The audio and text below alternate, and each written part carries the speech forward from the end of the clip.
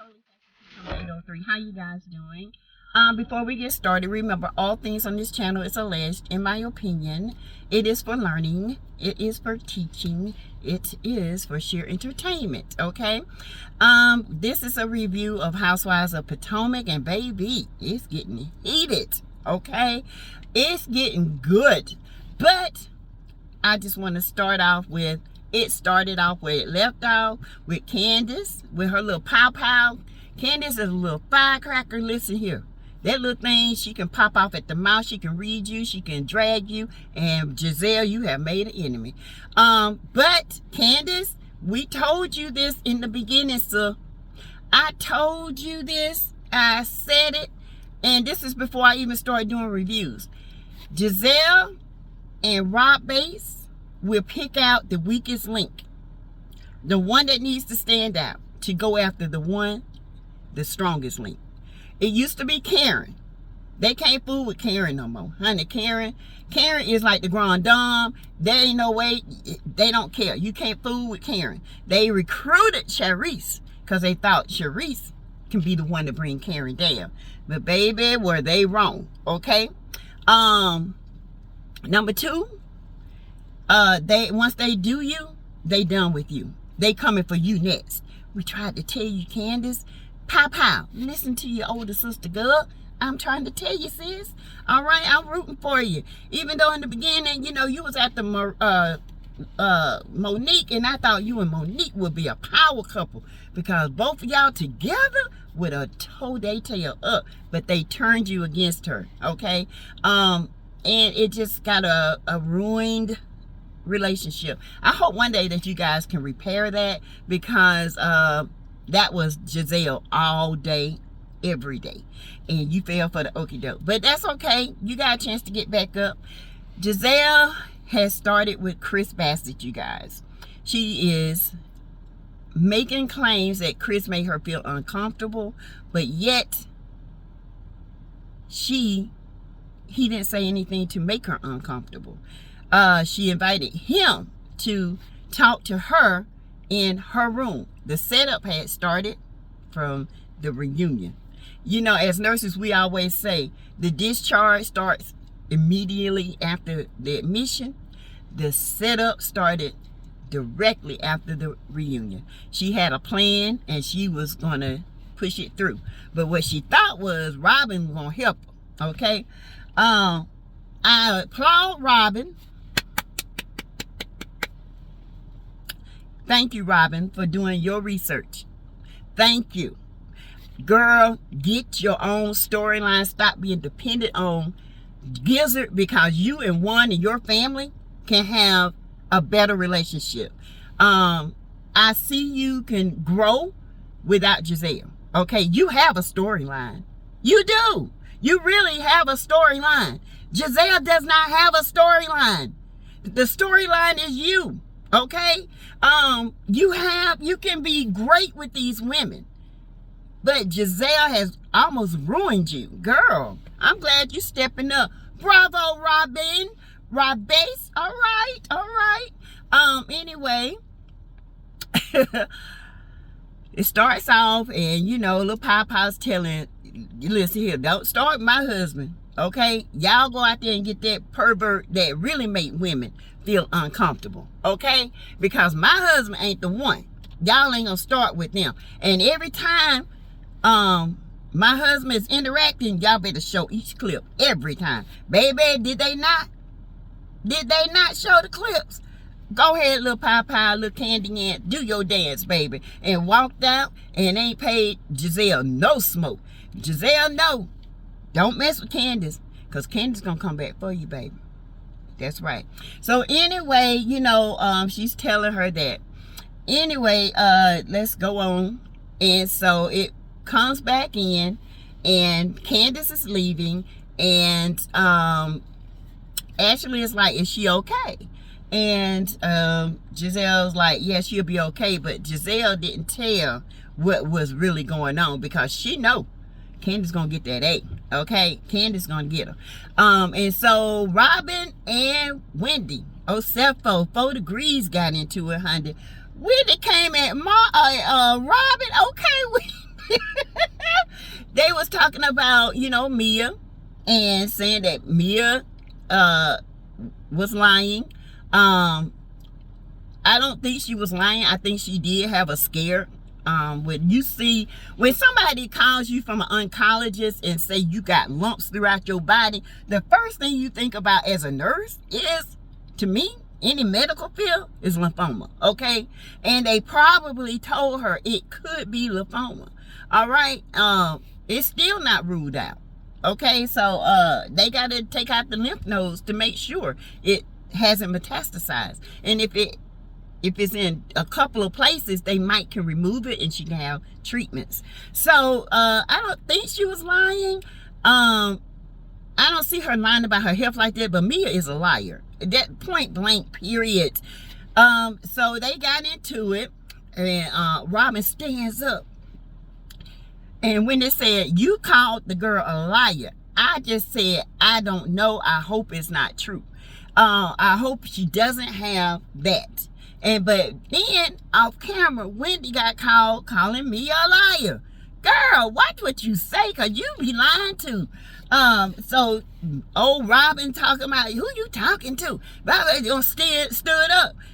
Big 4 Degrees said, sit your tail down, because I ain't scared of none of you. Baltimore, whatever you is, you ain't got nothing on this. So sit your A down. Robin, set that A down. Baby, one thing you don't want to fool with is a Jamaican, okay? Because them helpers will fight you till the sun is down. They ain't going to win that fight, okay? Okay. I know. I got Jamaican friends. They ain't scared of nobody. They ain't scared of you or anybody, Robin. So watch your step with Wendy. That's all I got to say, Robin. You ain't the baddest one on that show. It's always somebody badder, okay? Okay. I know that's not the right English, Papa, but it's always somebody better, okay? Anyway, it goes from there. They get in heat and heavy. Mia says she was fine. Her and Giselle was fine. Mia trying to fit in with Giselle. Giselle gonna use you, Mia, and then she gonna throw you in the garbage can next. She trying to find an ally because she knows Robin is a little tiss at her, okay?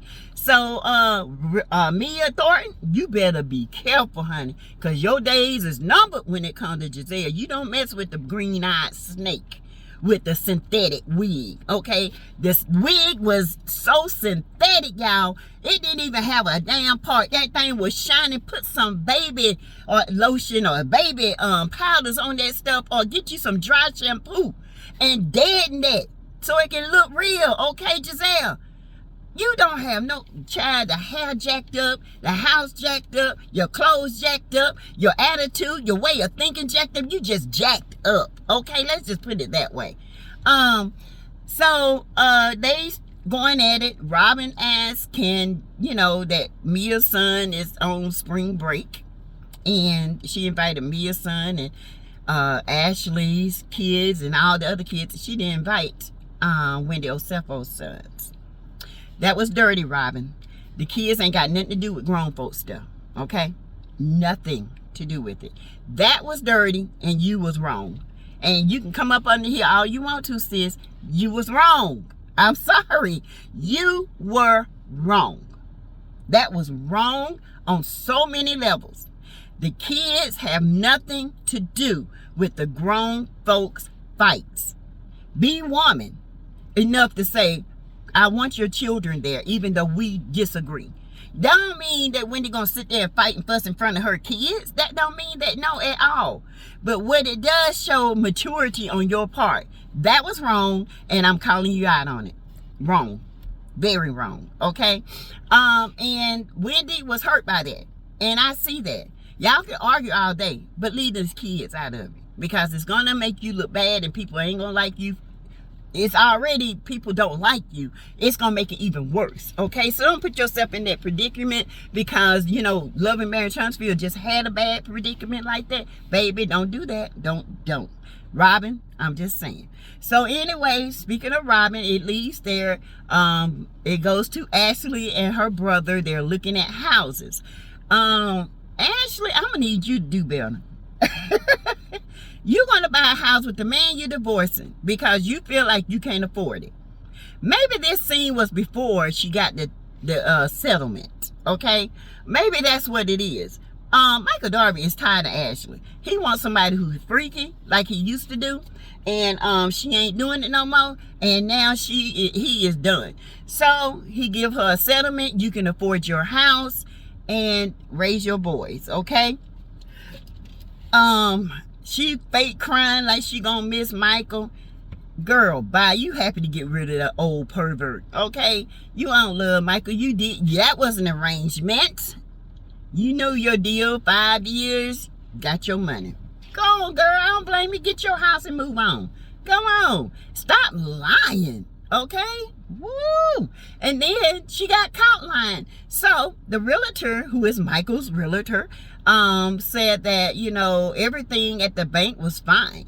And, you know, they already know what's up. And Ashley was like, with producers asking, why don't you guys buy a cash offer for the house? They got the money. Why wouldn't they? And she said, Michael said that's a bad investment. Since when? This is a buyer's market. No, a seller's market, okay? The buyer's market, the interest rate's too high. But the seller's market, they would take this money because they know people ain't buying these houses like that, okay? So they buying them, so when the buyer's market comes, they'll have these houses to sell. So listen, she gonna say, y'all, big dummy gonna sit up there and talk about, well, he said it wasn't a good idea because of refinancing. Fool, when you buy a house for cash, you don't refinance no house. What? Did you go to school?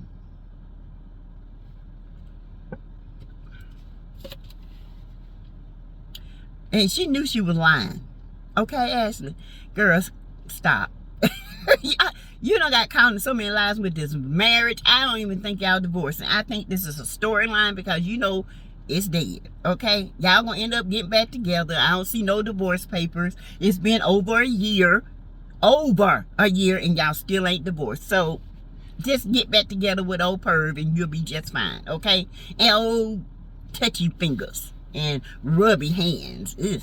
But anyway, that goes out with her fake crying.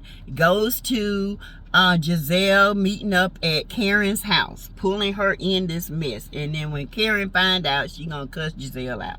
Point blank, period. So they come in. Karen made Giselle take off her shoes. She's saying baby steps. She said, I don't trust the helper, but baby steps. Okay, Giselle saying, you know, love or hate each other, they still grand damage together. They gonna fuss, fight, no matter what. They either like each other or don't like each other, but they still can get back to a point of speaking. And so she's telling Karen what is going on with Chris Bassett. And Karen's like, okay, so how did he make you feel uncomfortable? And Giselle said, well, we went back to my room and we were talking, but my glam team wasn't there, so I started feeling uncomfortable. And she said, why? Did he do anything? She said, no, just in the presence of a married man, I got to feeling uncomfortable. And Karen was like, well, did he touch you? Did he say anything? Did he leave when you told him to leave? She said, yes. And Karen was like, Giselle, you're making up lies. Here you go. Karen already know her. Karen know what's going to happen. She already know, honey. So Karen said, yes, there was a time when there was a person's husband who squeezed me too tight that my boobs felt like they were going to the back of my back. And I got a feeling that was Cherie's husband. She didn't say, but I got a feeling. Yeah. And she said she went to the production about it, and it wasn't anything else said about it then. It was done. And she, you know, watched her steps. She said, as women, Giselle, as women, you have to be careful. You cannot be false accusing somebody, because I'm gonna tell you, if you ruin that man's reputation, he gonna come back with a defamation suit on your A, and you already broke. The barn already showed that you broke. You will be broke. And I hope Chris Bassett sue your ass for the lies you tell. Somebody need to get Giselle and put her in her place. This is too much. Every time you turn around, this woman is bringing people down, tearing up their reputation. This can have an effect on his job, on the jobs that's to come, his everything. And you sitting up here lying on this man. Giselle, you wrong. You and your swole cankles are wrong, honey. You and them pipe dream legs, wrong. Point blank. Child, why would you do such a thing? Everybody know you unhappy. Everybody know you miserable. You that old miserable red woman sitting up in that house, barn house, ranch, whatever it is. A ranch look better than that thing. It look like a Lego house. That's what it is. You, a boring old woman sitting up in that Lego house trying to conjure up another storyline. So anyway, Robin and Juan have a discussion about a prenup. They're going through old files. Robin said, what about a prenup? He said, what about it? Juan is like done with Robin at this point. He's like, okay, I get a piece of paper. I keep what I got. You keep what you got, and we'll call it that. She said, well, what about if you want more? He said, Robin, we ain't doing this. We ain't doing it. Stop it. Juan know what it was. It's just a storyline. Robin, you lost that man's money, okay? That was you. Y'all went bankrupt because you lost that man's money. Y'all didn't have a place to stay and was in tight quarters because you lost that man's money. Robin, it was you. So why would you want a prenup? And like he said, he can make more money than you any day. He can. He can. Trust. He can get multiple streams of income if he already don't have them. And you know, you might have that hat line or whatever. That don't mean, baby, you making money. Everybody on these shows say they got some kind of line. And guess what? It always go dead. Okay? So chill with that and get your wedding out the way. What I want to see is when y'all gonna get married. I got to see it. I want to know it. And so, you know, after that little fake scene with Juan and Robin, goes to Chris, and Robin meets Chris and Chris Bassett and Lil Pow Candace for lunch. Robin, bravo for you, Robin, for stepping in and getting the truth. Okay, I do applaud you for that, because in your mind there's no way that you thought Chris was like this, and I'm glad that you have Chris and Candace back. I do. I hope you stay this way through the season, but I do. Mia lied on Chris. Production showed it, y'all. Mia sat there and said Chris was looking at her. Chris wasn't even thinking about her. He was looking way over on the other side of the thing. That's why I say Mia is a lie. She trying to side up with Giselle to make Chris look bad. Watch it. Watch it. That's why you done lost everything. Don't be coming up on people. Karma is unforgiving. Karma is a bitch and she don't care, okay? She would come for you when you least expect it, all right? So, baby, watch it, okay? So she sat down with them and Chris was hesitant to hug her. I don't blame you, Chris. Shit. The way they talking about you trying to touch up on them, y'all gonna leave my man alone. I like Chris, okay?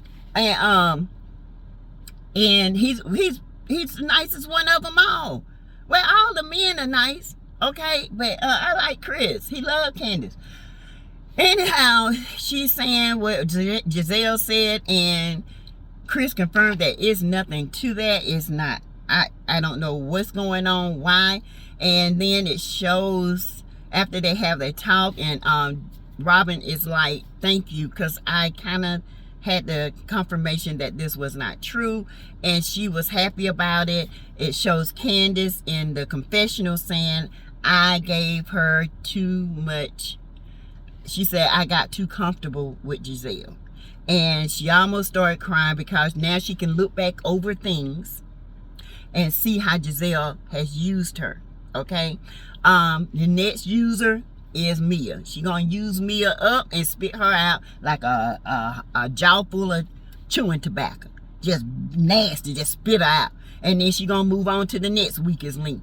And she ain't gonna fool with Wendy, because Wendy read her ass for filth, okay? But Wendy, I'm gonna get you to get together. Wendy is going through a period in her life where stress is affecting her hair, and as women, we know stress will affect our hair, because stress hormones go through our body to protect our organs, and like the doctor said, the hair is the least organ to protect. So we have to learn how to stretch these things out, remove stress from our lives, and just, you know, live happy, walk, eat right, just keep ourselves intact. So Wendy is going through that, and she's thinking about having a procedure to save her hair. And I don't blame you. Kudos, Wendy. Kudos. Kudos to you for putting Robin in her place. Kudos. All right? Kudos to you. So that is my quick review of Potomac, you guys. Hit the like button. Comment below. Keep me in the algorithm. Yo, yo, yo, yo, yo. And I will be back later with more commentary. Well, we can come back later and break it down some more, okay? Anyway, you guys, thank you for supporting the channel. Welcome to my new subscribers. Welcome to the Tree Tribe. Yes, the tribe called T-Baby. Okay, and thank you guys. Thank you for supporting the channel. The Move Fund for Jazz, which is still going on to November 30th. Y'all got to November 30th to keep giving, okay? And I appreciate each and every one of you. God bless you, and I will see you guys later on my live. Bye-bye.